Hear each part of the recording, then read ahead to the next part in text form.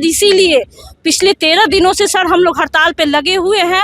2017 में भी सर हम लोग 1 साल पूरा 1 महीना हम लोग आंदोलन किए थे। उस समय भी हम लोगों को छला गया था शिक्षा माफियाओं द्वारा। फिर हम लोग उम्मीद लेके फिर आए हैं नीतीश सरकार के पास कि वो विकास पुरुष है, जैसे वो सभी के विकास के लिए कार्य कर रहे, सभी संवर्गों के लिए, वैसे ही हमारे बारे में भी कुछ सोचे। हम वित्त रहित से ऐसा क्या गुनाह हुआ है? हम लोगों भी तो 100% काम करते हैं। हमारे यहाँ से सारे बच्चे पढ़ते हैं, हमारे पढ़ाए हुए बच्चे कोई BHU में कहीं कहीं सब नौकरी कर रहे हैं। सब आके हम लोग का आशीर्वाद लेते कि मैम मेरा नौकरी हो गया, और पढ़ाने वाले शिक्षक को कुछ नहीं। मानने लायक बात है और सरकार को माननी चाहिए। JDU ऑफिस हम लोग गए थे 4 तारीख को, 4 सितंबर को गए थे। हमें 6 दिन का वक्त दिया गया था, 6 दिन का वक्त दिया गया था और बताया गया था कि आपके लिए हम लोग कुछ न कुछ प्रयास कर रहे हैं, लेकिन हम लोग को कोई उसका अभी तक रिजल्ट नहीं मिला। 28 तारीख से आंदोलन का शुरुआत किए और आज 13वां दिन है और हम लोग 12 दिन हर दरवाजे पे गए जहां से हमें उम्मीद थी। हम नाउम्मीद होकर आज आमरण अनशन पे बैठ गए। का जरूरत नहीं है। हम लोग JDU ऑफिस, BJP ऑफिस सभी जगह चले गए। माननीय विधान पार्षद जितने भी थे सभी के दरवाजे पे गए। हार थक करके हम लोग अब ये डिसीजन पे आए कि हम लोग आमरण अनशन पर बैठेंगे। हम भी करा सकते हैं, करा दीजिएगा चुनाव में। बिल्कुल, ये 13वां दिन है सरकार के 13वीं भी करा सकते हैं, क्योंकि हम वोटर के साथ साथ मोटिवेटर भी हैं।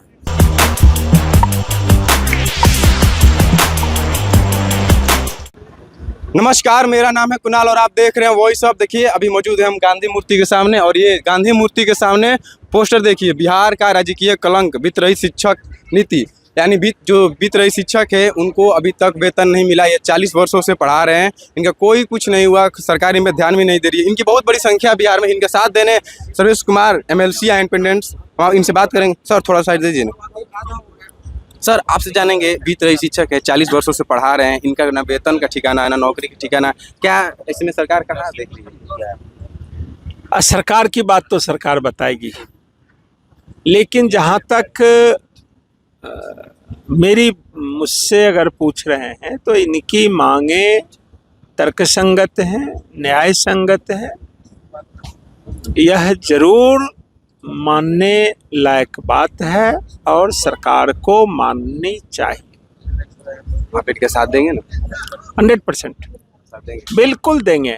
इसलिए साथ देंगे कि ये कितना बड़ा काम कर रहे हैं। इतने बच्चों को पढ़ाने का काम कौन कर रहा? इतने वर्षों से कर रहे हैं।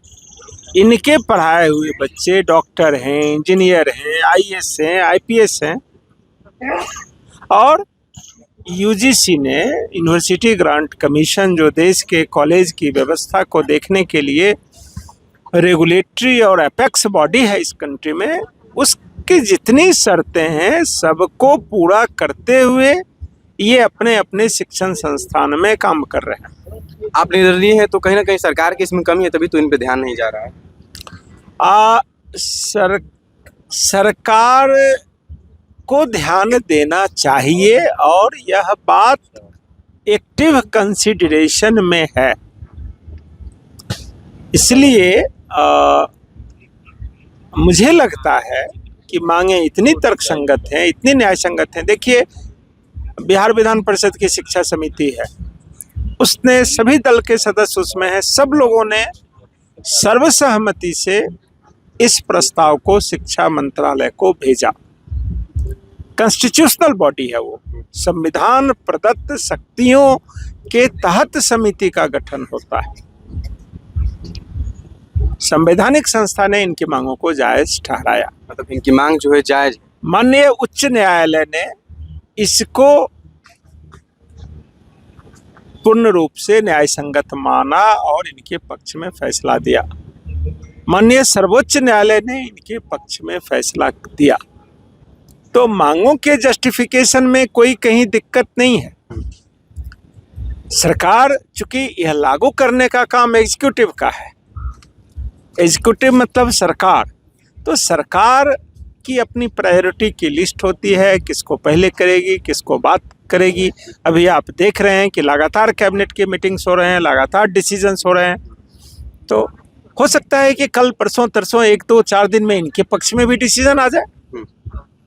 इसीलिए यह विषय सरकार की प्राथमिकता में आने की जरूरत है। आप मीडिया के लोग हैं, आप भी सरकार की प्राथमिकता में यह विषय कैसे आएगा इसको लाने का हम सब लोग प्रयास कर रहे हैं। आप भी उसमें, इसलिए आप यहाँ कवर करने आए। जी बिल्कुल। इनका जो जेडीयू ऑफिस में घेराव किए थे ना आप लोग, जेडीयू ऑफिस घेराव, वहाँ भी हम गए थे, तो क्या हुआ? जेडीयू ऑफिस गए थे ये लोग? अब मुझे तो नहीं पता। आपसे पूछते हैं कि आप जेडीयू ऑफिस गए थे, क्या हुआ? जेडीयू ऑफिस हम लोग गए थे 4 तारीख को, 4 सितंबर को गए थे। हमें 6 दिन का वक्त दिया गया था, 6 दिन का वक्त दिया गया था और बताया गया था कि आपके लिए हम लोग कुछ न कुछ प्रयास कर रहे हैं, लेकिन हम लोग को कोई उसका अभी तक रिजल्ट नहीं मिला। अभी तक नहीं मिला। तो आगे क्या करने वाले हैं आप? हम लोग देखिए आज 28 तारीख से आंदोलन का शुरुआत किए और आज 13वां दिन है और हम लोग 12 दिन हर दरवाजे पे गए जहां से हमें उम्मीद थी। हम नाउम्मीद होकर आज आमरण अनशन पे बैठ गए हैं। आज आमरण अनशन बैठे हैं? जी बिल्कुल। हमारे तो संख्या बहुत ज्यादा थी, आज कम क्यों? नहीं, बहुत सारी संख्या है, थोड़ा सा इधर उधर लोग टहल रहे हैं, क्योंकि सुबह से बैठे हैं, सुबह से बैठे सभी सुबह से बैठे हैं और 14 सदस्यीय समिति बैठी है जो आमरण अनशन पे बैठा है और हम तब तक बैठे रहेंगे जब तक हमारे समस्या का समुचित निदान ना हो जाए। आपसे जानेंगे क्या फिर जेडीयू ऑफिस घेराव करेंगे? जेडीयू ऑफिस अभी जाने का जरूरत नहीं है। हम लोग जेडीयू ऑफिस, बीजेपी ऑफिस सभी जगह चले गए। माननीय विधान पार्षद जितने भी थे सभी के दरवाजे पे गए हैं। हार थक करके हम लोग अब ये डिसीजन पे आए कि हम लोग आमरण अनशन पर बैठेंगे। सब लोग आमरण अनशन पे कितने दिन बैठेंगे? जब तक हमारी मांग को नहीं माना जाएगा। इसका कोई लिमिट नहीं रखे हैं कि 1 दिन और 2 दिन का करेंगे। हम लोग अनवरत हैं। जो हमारे 14 साथी इसमें बैठे हुए हैं उसके समर्थन में पूरे बिहार से 38 जिला से हम लोग सभी लोग यहाँ पे उनका समर्थन में बैठेंगे। उनके साथ भी हम लोग भी इसी तरह रहेंगे। उनके साथ बिल्कुल। आपसे पूछते हैं कि उस दिन जेडीयू ऑफिस गए थे, क्या वो बातें हुई? 6 दिन का टाइम दिया है, क्या हो सकता है कि उससे आगे भी कर सकते हैं? 6 दिन दिए, 7 दिन 8 दिन के बाद भी कर सकते हैं? ये तो सर तो बोले हैं ना, सर तो बोलबे किए हैं। जो हमारी बात हुई जो 5-6 दिन में बुलाएंगे, बात करेंगे। अभी तक तो फिर दोबारा नहीं हम लोग को बुलाया गया। दोबारा नहीं बुलाएगा? नहीं बुलाएगा। 6 दिन का टाइम दे के हम नहीं बुलाएंगे। नहीं बुलाएगा। आइए इधर जानते हैं, आपसे जानते हैं कि जेडीयू ऑफिस घेराव किए थे आप लोग? जी बिल्कुल घेराव किए थे।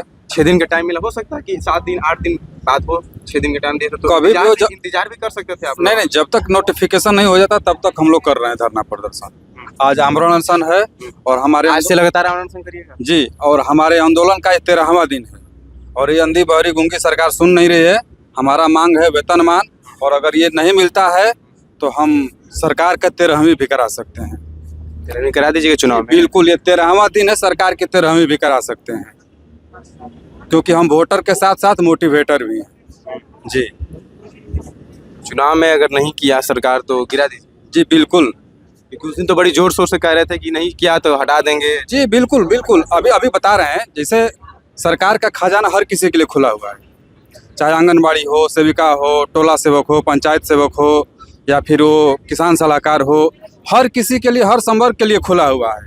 और सरकार सिर्फ हम ही लोगों का इग्नोर कर रही है, सिर्फ हम लोगों की इग्नोर कर रही है। तो सरकार के लिए हम कहना चाहेंगे कि आज वो हमें बता रहे हैं कि इग्नोर कैसे करते हैं। आज वो हमें बता रहे हैं कि इग्नोर कैसे करते हैं, कल हम उन्हें बताएंगे कि अफसोस कैसे करते हैं। दिखा दीजिएगा। बिल्कुल बिल्कुल। विद्रोही शिक्षक कितने सालों से पढ़ा रहे हैं? हमारा पढ़ाया हुआ लगभग 17.5 साल हो गया। कितना मिलता है? कुछ नहीं मिलता। कुछ नहीं मिलता। अब आप जानना चाहेंगे कि परिवार कैसे चलता है? परिवार हम नहीं, सब जानना चाहेगा। जी, तो हमारा परिवार नहीं चलता है, पेट चलता है। और पेट कैसे चलता है? एक आवारा कुत्ता जो है, गली का आवारा कुत्ता भी अपना पेट पाल लेता है, हम भी समझ ले पेट पाल लेते हैं। क्योंकि शिक्षक आवारा हो गए? जी बिल्कुल, क्योंकि एक परिवार को चलाने के लिए पैसों की जरूरत होती है और वो हमारे पास नहीं है। पैसे के अभाव में हमारे बच्चों की पढ़ाई नहीं हो पा रही है, बूढ़े माँ बाप की दवाई नहीं हो पा रही है, और घर में जवान बेटी बहनों की विदाई नहीं हो पा रही है। ये हमारे लिए दुख की बात है, लेकिन शर्म के लिए किसके लिए बात है, ये आपको समझना होगा। एक शिक्षक का बेटा नहीं पढ़ेगा तो कौन पढ़ेगा? अब यही तो ये सरकार समझे हम किस कंडीशन में जी रहे हैं। सरकार के लिए शर्म की बात है। जी, आप कितने सालों से पढ़ा रहे हैं? 17 साल से 17 साल से पढ़ा रहे हैं, कोई वेतन नहीं। नहीं।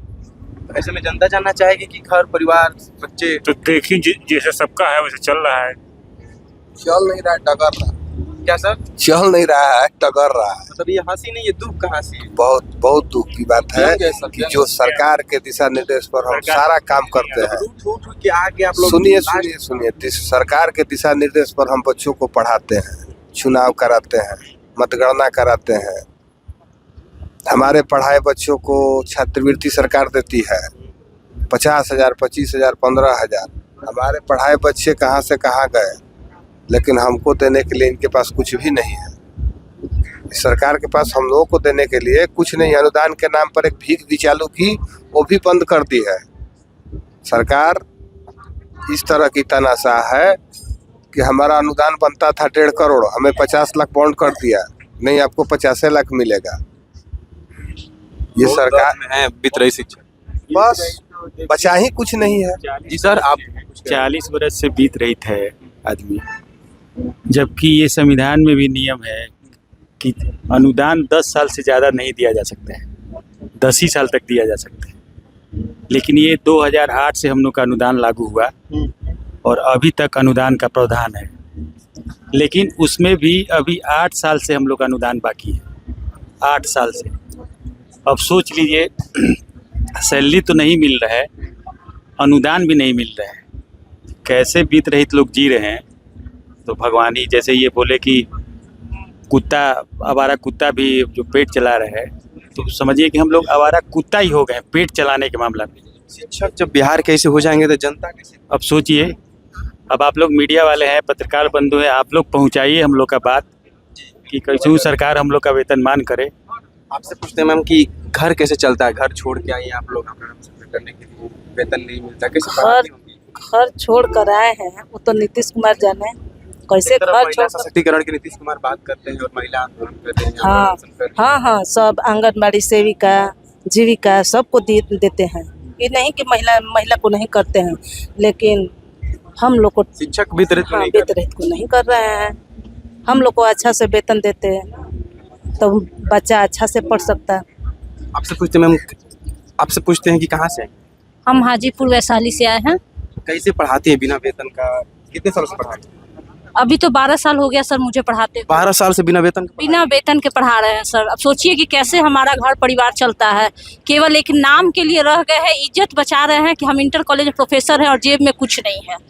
इज्जत बचाना भी आज की डेट में मुश्किल हो गया है। बस नाम है कि टीचर है, लेकिन कुछ नहीं, कोई फायदा नहीं है सर।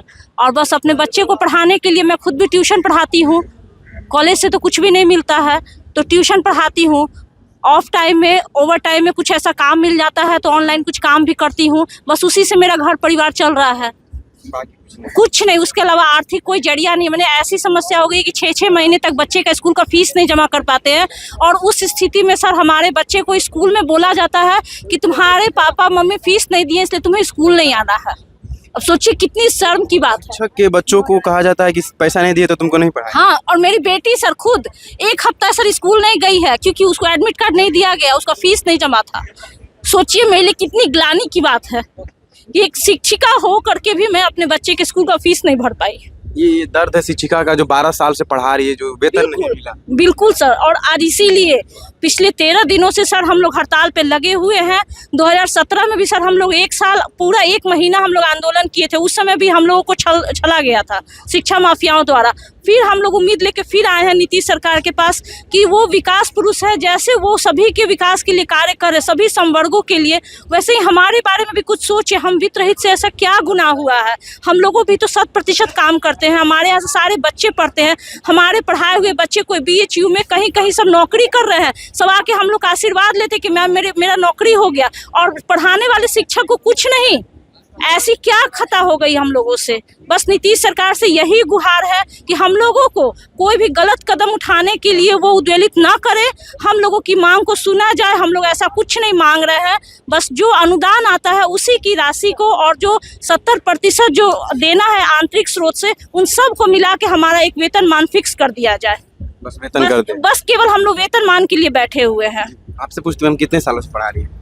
हम तो 18 साल से पढ़ा रहे हैं। 18 साल से बिना वेतन का कैसे पढ़ा रही है? क्या कीजिएगा, थोड़ा मोड़ा मिलता है, थोड़ा बहुत मिलता है हम लोग का कॉलेज से। मिलता है। ट्यूशन सर मेरे हस्बैंड है, कोचिंग चलाते हैं। जी हाँ सर, बहुत आर्थिक संकट से हम लोग गुजर रहे हैं और इसी उम्मीद से दोनों लोग वित्तीय शिक्षक हैं। जी हाँ, और दोनों एक ही कॉलेज में हम लोग हैं। तो कैसे खर्चा भगवान ने तो आशीर्वाद दिया कि दोनों आदमी एक ही कॉलेज में हैं, लेकिन अब कैसे हमारा परिवार कोचिंग चला के रहा है। पेट भरते हैं? जी कोचिंग चलाते हैं, थोड़ा मोड़ा खेती गृहस्थी है, यही स्थिति है। बिहार में शिक्षा की ये कॉलेज से थोड़ा मोड़ा मिल जाता है और ये हम लोग यही उम्मीद रखे हैं, इसी उम्मीद से हम लोग उम्मीद पे बस नौकरी कर रहे हाँ, हैं उम्मीद से कि आज हो जाएगा कल हो जाएगा, यही उम्मीद से।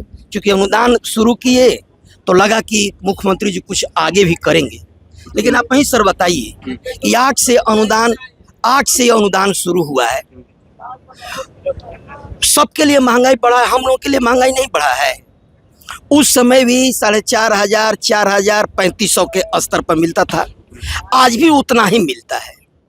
पहले इन्होंने घोषणा किया कि हम जितने लड़के पास होंगे उस आधार पर देंगे, तो जो फेल करेंगे हम उसको नहीं पढ़ाए हैं, उसको भी तो पढ़ाए हैं। अच्छा ठीक है, पासे पर दीजिए, तो जब हमारा 1 करोड़ बनने लगा था 50 लाख का बॉन्ड के कर दिए, 50 लाख का बॉन्ड कर दिए। तो यानी अनुदान में भी इन्होंने डंडी मार दिया। सब तरह से शिक्षक परेशान। सब तरह से हम लोग वित्तीय शिक्षक परेशान हैं। दिखा दीजिए, हस्बैंड वाइफ हैं, एक ही कॉलेज में, सामने दशा हम लोग का देखिए क्या हाल है। एक ही कॉलेज जो है पढ़ाते हैं। बढ़िया जूता है ना, बढ़िया चप्पल है ना, बढ़िया कुर्ता पैंट। बिहार में शिक्षकों की ये हाल है। ये ही स्थिति है, खास करके वित्त रहित शिक्षकों का सर। वित्त रहित अन्य शिक्षकों शिक्षकों को तो बले बले है, क्योंकि इतना मुख्यमंत्री जी घोषणा कर दिए कि हम लोगों को तो बले बले, लेकिन वित्त रहित शिक्षकों की जो दशा है वो सबके आपके सामने है। मैडम को देखे आंख में आंसू आ गया है। एक बच्ची का फीस जो मां नहीं जमा कर पा रही है, तो आप तो कह दीजिएगा तक फिर सरकारी स्कूल में भेज दो। तो हम ठीक है सरकारी स्कूल में भेज देंगे, सारे मंत्री IAS IPS सारे अपने बच्चों को सरकारी स्कूल में भेज दें, हम लोग भी अपने बच्चों को सरकारी स्कूल में पढ़ाएंगे। सारे मंत्री, सारे IAS IPS जो राज्य के हैं, ये सारे लोग अपने बच्चों को सरकारी स्कूल में भेजें, हम लोग भी अपने बच्चों को सरकारी स्कूल में भेजेंगे। भेजिएगा अभी साथ में? जरूर जरूर एकदम भेजेंगे। जब मंत्री के बेटा पढ़ेगा तब। लेकिन आप चाहिएगा कि हमारा बेटा ऑक्सफोर्ड में पढ़े, तो हम भी अपना क्षमता के अनुसार प्राइवेट स्कूल में पढ़ाते हैं। हम मानते हैं कि सरकारी स्कूल में प्राइवेट स्कूल में पढ़ाते हैं, लेकिन नहीं अपना ट्यूशन पढ़ाकर कुछ अपना समय समय पर स्कूल को देते रहते हैं। जब एडमिट कार्ड नहीं मिलता है लड़कों तो कोई फिक्स नहीं, इधर से आ गया तो इधर दे दिए, इधर से आ गया बस बस बस। अभी हम लोग को कोई सीरियस से हम लोग बीमार हो जाए तो समझिए कि किसी से हम लोग को कर्जे महाजन लेना है, यही जान जाइए। ये वित्त रहित शिक्षकों की, वित्तीय शिक्षकों की ये हाल है, ये दशा है। ये मौजूद है हम गांधी मैदान, गांधी मूर्ति के पास। यहाँ पे वित्तीय शिक्षकों का आमरण अनशन चल रहा है।